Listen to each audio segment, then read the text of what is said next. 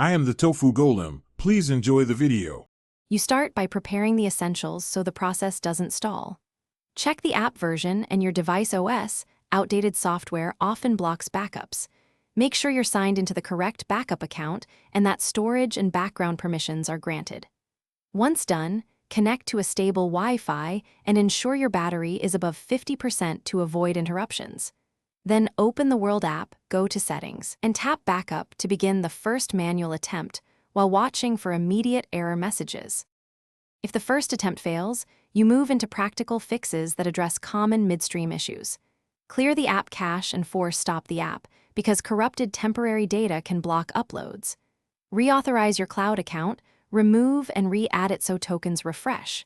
Export a local backup file to your device storage as a safety net before making big changes. Once done, try backing up again. If it still fails, check storage quotas and sync status in the cloud account settings. To finish, perform the decisive steps that confirm success. Update or reinstall the World app to clear persistent faults, then run the backup flow again.